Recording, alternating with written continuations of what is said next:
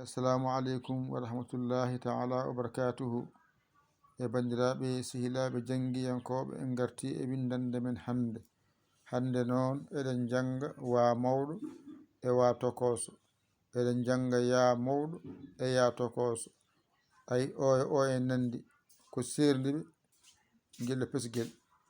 Waɗɗo ko ƴa, ɗo ko ƴa. Guel ɗo wiɗo koƴƴumbewel. Ɗum ɗo ko qa wiya mawɗo, ɗum ɗo ko qa tokoso. Ɗono ko lural. Ɓe hen mbi ko ngal ɗo watti 32. Ɓe hen mbi ko ngal ɗo ko lural. An noon hoto jeeye e lurodiroɓe. Sa yi ko wayni ko ƴombowal, sa yi ko wayni ko qa mawɗo, so wayni ko qa tokoso. Wadde wa mawɗo, wa tokoso, ya mawɗo, ya tokoso. ƴa noon hofɗo. Yawre kofaga wonta ƴa ƴa. Ko ƴombowal qa mawɗo, qa tokoso. A faami. Ɓe hen ko ɗo mbi ko ɗo woni 32 o. Ɓe hen mbi ko ngal ɗo. Ɓe hen mbi ngal ɗo ko arab wona pular.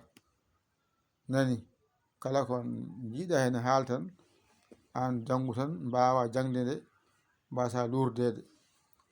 Wa mawɗo, wa tokoso, ya mawɗo, ya tokoso, ƴa mawɗo, ƴa tokoso. Ko ƴombowal qa mawɗo, qa tokoso. Wa mawɗo, wa tokoso, ya mawɗo, ya tokoso, ƴa mawɗo, ƴa tokoso. Ko ƴombowal qa mawɗo, qa tokoso. Wa mawɗo, wa tokoso, ya mawɗo, ya tokoso, ƴa mawɗo, ƴa tokoso. Ko ƴombowal qa mawɗo, qa tokoso. Windande men jeego ɓiire nan ɗon.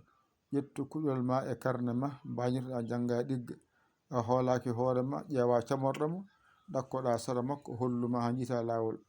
Aɗa walluma noddu en e 00221 77 906 14 81. Mbaɗa yaya mbaɗa li jiya WhatsApp o ngara cagguira ma. A saggani noon ko ɗum yiɗa. Alhamdulillahi rabbil alamin. On jarama. Ko ɗo haaɗi. Ɗo haaɗi. Hankkadi en timmini ko jangete ko fof. So ɗiggi kala ko jangete noon a jangi ala alkulal ngal a janggani.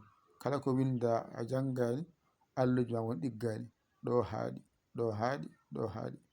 Ko musidɗo mon giɗo mon almudo mon dar e Bawal Yaya Ly ko Sénégal. Alhamdulillahi rabbil alamin. On jarama. Wassalam.